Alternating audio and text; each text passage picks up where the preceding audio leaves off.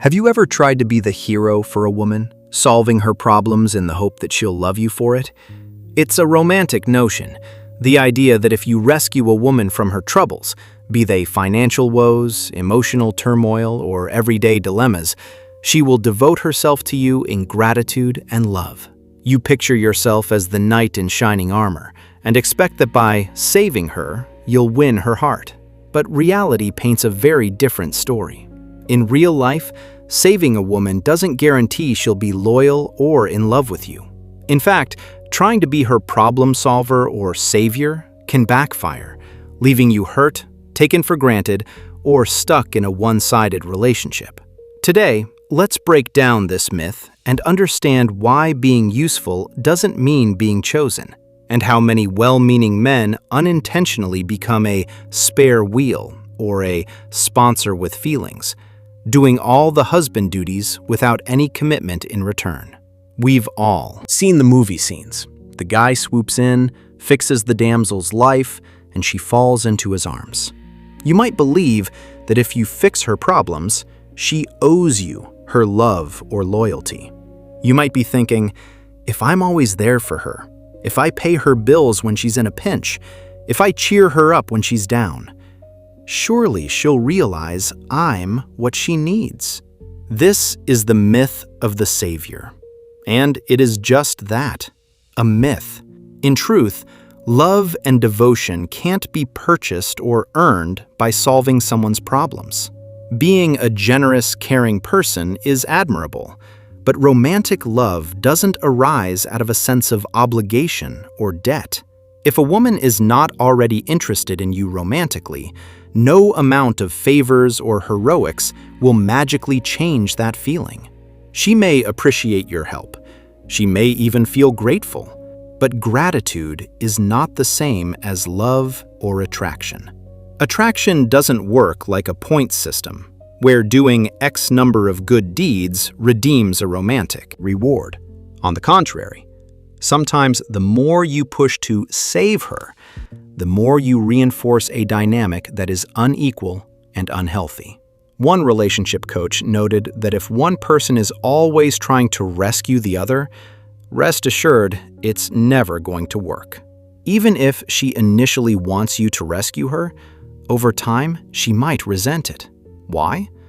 Because instead of being partners on equal footing, you've cast yourselves in hero-victim roles. Or worse, a parent-child dynamic, where you're the responsible fixer and she's the helpless dependent. No healthy romantic relationship thrives on that kind of imbalance. There's a painful lesson many well-intentioned men learn. Being useful to her doesn't mean she will choose you as her partner. You might become the one she calls when her car breaks down, when she's moving to a new apartment and needs a hand, or when she's crying over her breakup with another guy.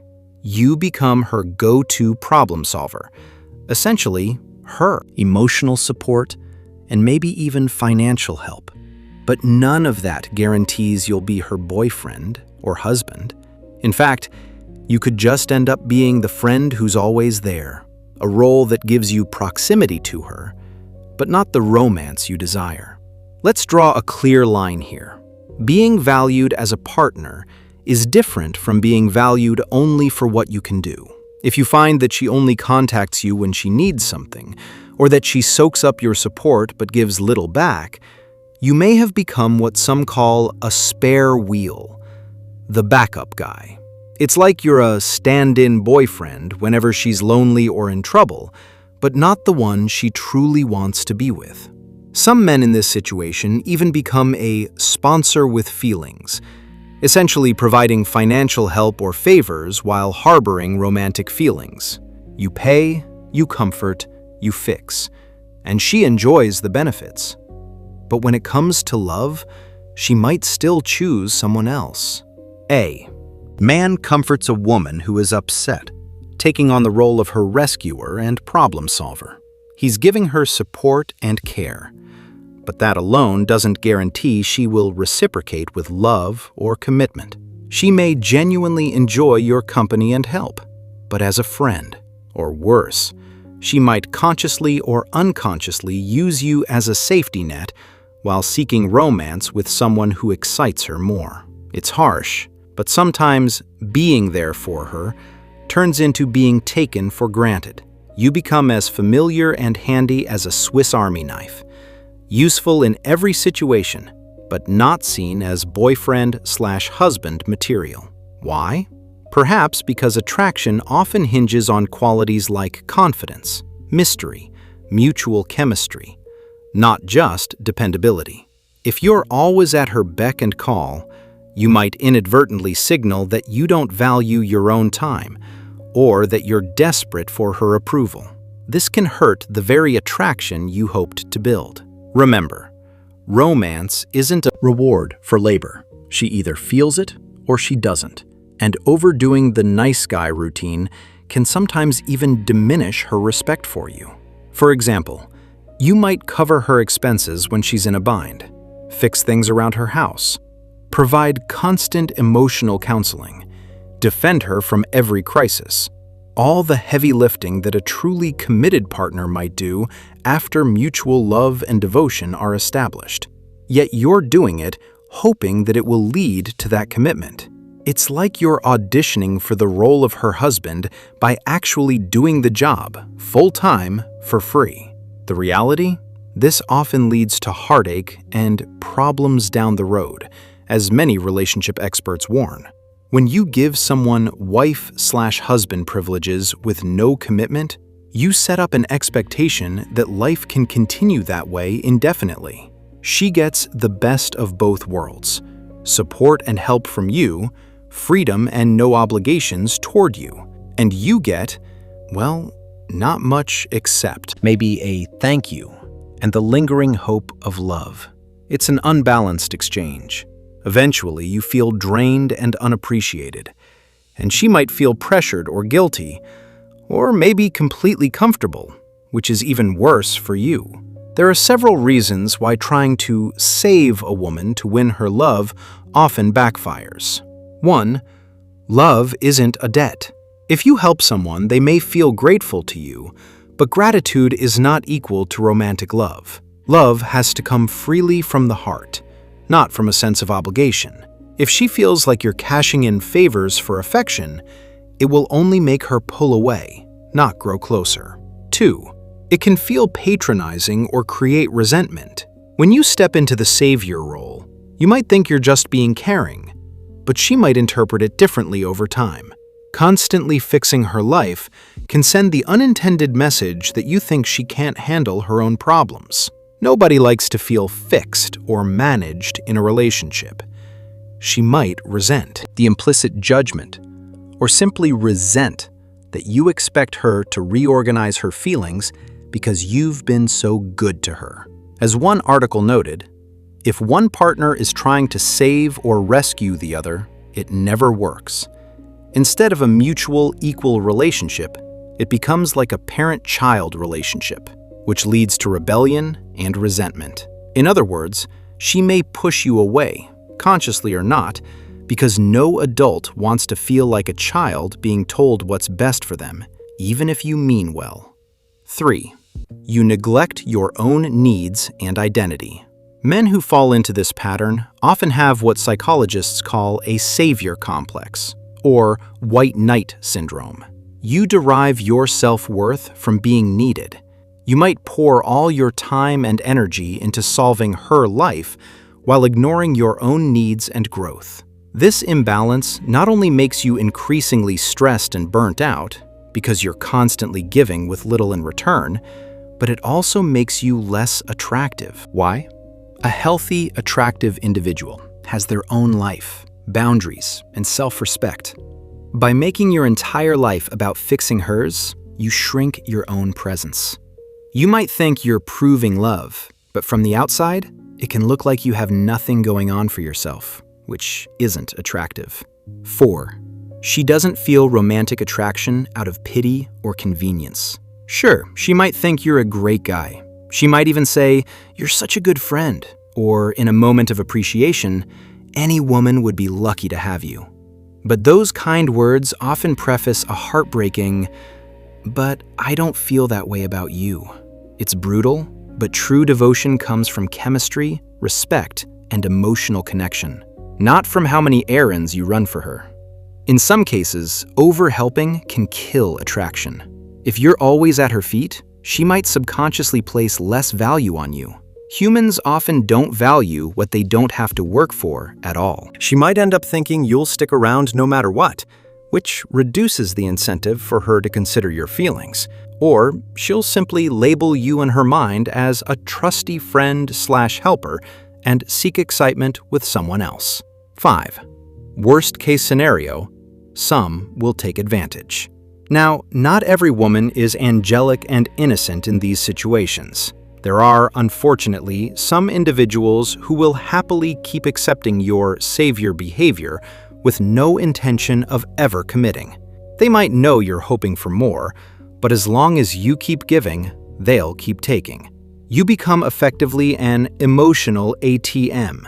She withdraws support and resources from you and gives you little bits of attention to keep you on the hook. This is how some men end up feeling utterly used and bitter.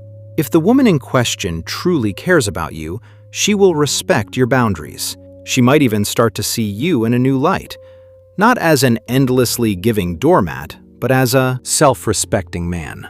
If she gets upset or disappears when you enforce reasonable limits, that's a sign she was likely more interested in what you provided than in you as a person. It's a painful truth, but better to see it clearly than to live in an illusion. Also, consider having an honest conversation if appropriate. You don't have to accuse her of anything, but you can state how you feel.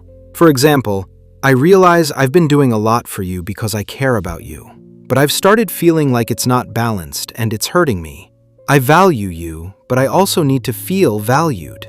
I can't continue on giving husband-level support without any commitment or indication of where we stand. This kind of conversation is hard, but it asserts your feelings. Her response will tell you volumes. If she really only saw you as a friend or helper, she might apologize and pull back on asking for help. If she had some feelings but took you for granted, this might wake her up to reciprocate more. Or it could end the ambiguous situation, which, even if it ends in rejection, frees you to find someone who will reciprocate. In the end, remember this: devotion and love are freely given gifts, not rewards for labor. The right partner for you will not require you to lose yourself in fixing her life to earn her loyalty. She will stand beside you, not on top of your back. So step out of the savior role. You can care for someone without trying to save them, and you can be supportive without being used. Keep your dignity and recognize when you're being volunteered for a job you never signed up for. If you catch yourself doing too much, pull back and recalibrate. Your time, energy, and love are valuable. Invest them where they will be valued in return. It's time to shatter the fairy tale that rescuing the princess guarantees a happily ever after. Life isn't a storybook, and women aren't prizes to be won by performing feats of service. They are people with free will, and their hearts follow their own path. Sometimes, despite all you do, she just won't love you, and that's okay. It doesn't mean you weren't good enough. It often just means the chemistry or timing isn't there. You can't control that by working harder or being nicer. What you can control is how you value yourself and how you allow others to treat you. Stop doing husband duties for someone who doesn't see you as a husband. Don't give away the whole store in hopes that she'll decide to buy. Instead, be a man who sets standards for how he is treated. When you do help or give, let it be because you want to, with no strings attached, and know when to stop if it's not reciprocated.